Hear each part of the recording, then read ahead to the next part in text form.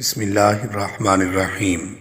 جمعۃ المبارک کے دن کی جانے والی نیکیوں میں سے ایک اہم نیکی حضور نبی مکرم نور مجسم صلی اللہ علیہ وآلہ وسلم پر درود و سلام پڑھنا بھی ہے۔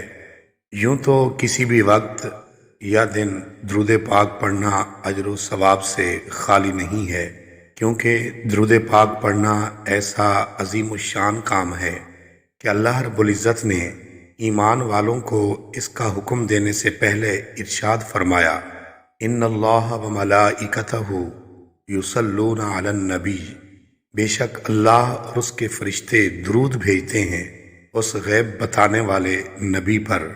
پھر فرمایا، یا ایھا الذین آمنوا صلوا علیہ وسلموا تسلیما، اے ایمان والو تم بھی ان پر درود اور خوب سلام بھیجو۔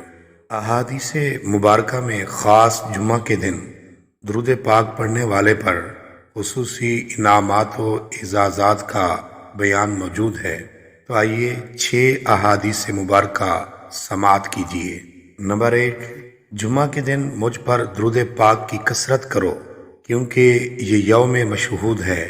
اس دن فرشتے حاضر ہوتے ہیں، اور جو مجھ پر درود پاک پڑھتا ہے اس کے درود پاک سے فارغ ہونے سے پہلے اس کا درود پاک مجھ تک پہنچ جاتا ہے۔ نمبر 2، جمعہ کے دن مجھ پر درود پاک کی کثرت کرو کہ میری امت کا درود ہر جمعہ کو مجھ پر پیش کیا جاتا ہے۔ ان میں سے جو سب سے زیادہ درود پاک پڑھنے والا ہوگا وہ میرے زیادہ قریب ہوگا۔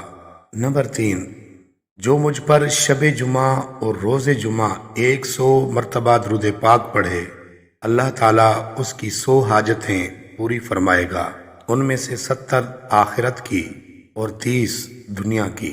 نمبر 4، جو شخص بروز جمعہ 100 بار درود پاک پڑھے، جب وہ قیامت کے دن آئے گا تو اس کے ساتھ ایک ایسا نور ہوگا کہ اگر وہ ساری مخلوق میں تقسیم کر دیا جائے تو سب کو کفایت کرے۔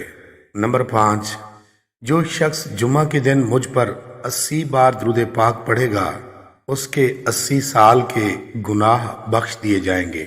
نیز ایک روایت میں حضور نبی پاک صلی اللہ علیہ وآلہ وسلم نے جمعہ کے روز 200 بار درود پاک پڑھنے والے کے لیے 200 سال کے گناہوں کی بخشش کی بشارت بھی دی ہے۔ نمبر 6، جو مجھ پر جمعہ کے روز درود پاک پڑھے گا میں قیامت کے دن اس کی شفاعت کروں گا۔